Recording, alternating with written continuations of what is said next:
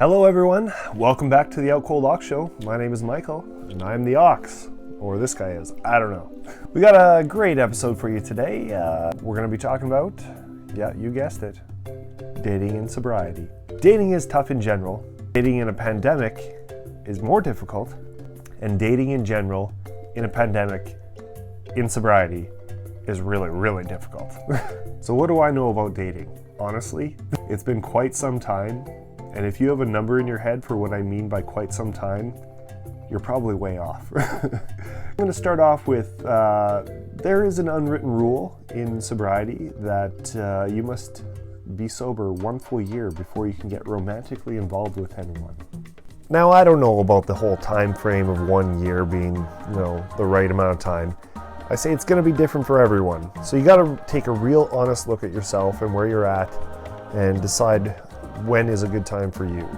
All the while keeping in mind that your life probably isn't where you want it at this current time, so it might not be a good time for you to bring someone else and their emotional baggage into your life. If you're already in a relationship prior to getting sober, you might be in a position where you're gonna have to take a look at that relationship and decide whether or not it's a healthy relationship for you to be in. There are cases where, even in marriage, where people drink because of their significant other, whether they are drinking buddies or they just can't handle each other's emotions, and it's just an unhealthy relationship altogether between the two of them, and you might have to end that. It's not an easy thing, but it's something you might have to look at. Dating.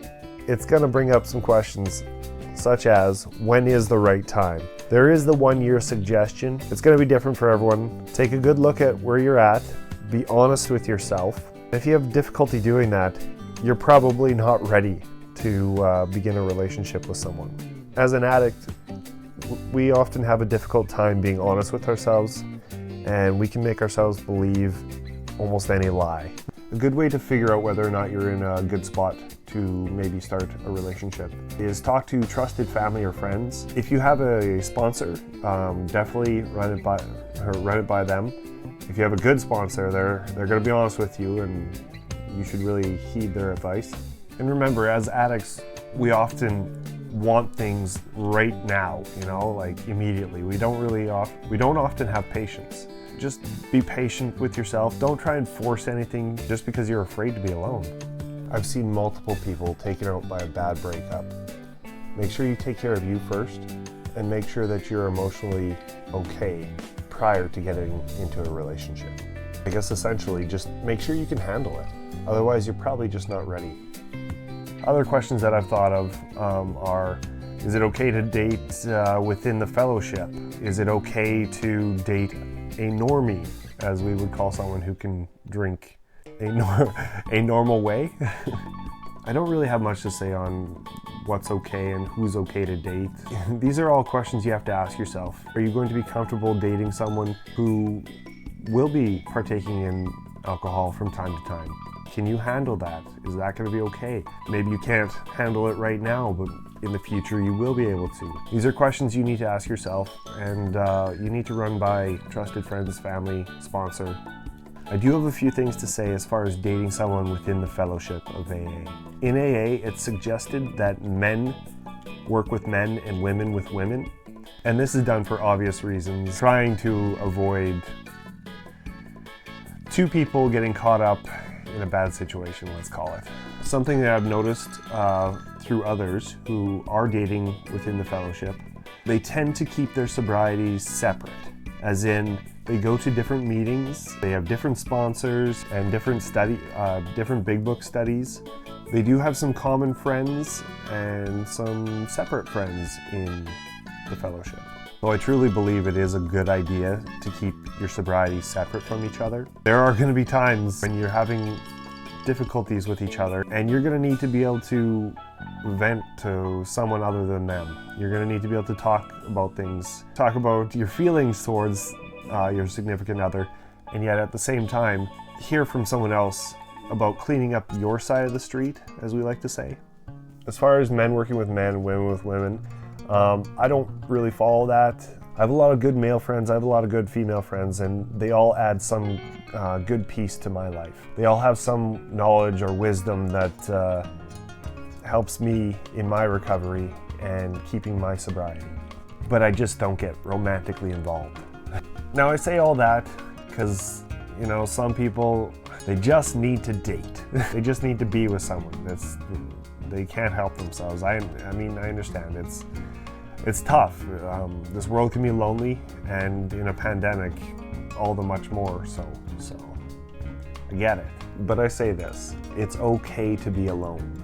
I do get lonely, and I do miss certain aspects of relationships. It would be really nice to have somebody around, you know? But I don't want to be that person who is relying on someone else for my happiness. I want to provide that for myself. A friend of mine recently asked me if I was dating anyone, and I said yes. And they replied with who? And I said myself. Cheesy, I know, but it got me thinking.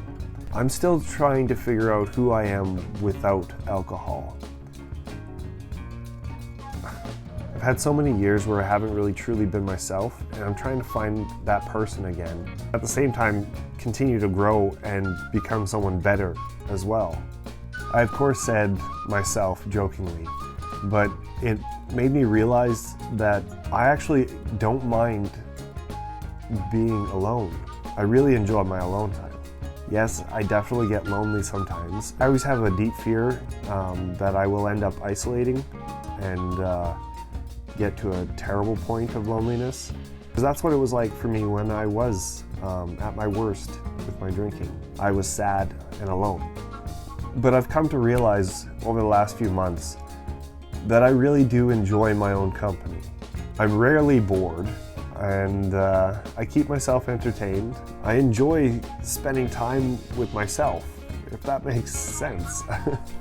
And in truth, I mentioned it before, you know, life wasn't all that great 2 years ago.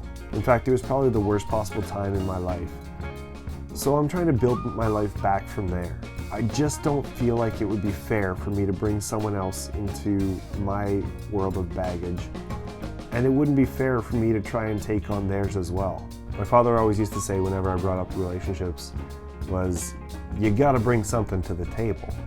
Now I know I do have a lot of great qualities, but there are areas I'm lacking. And one of the areas, which is a really big one, is 2 years ago, I did not like myself, I did not love myself. I feel like I need to both like and love myself before I can. So at this point, I just need to worry about my own feelings and how things are going in my life, rather than worrying about someone else as well.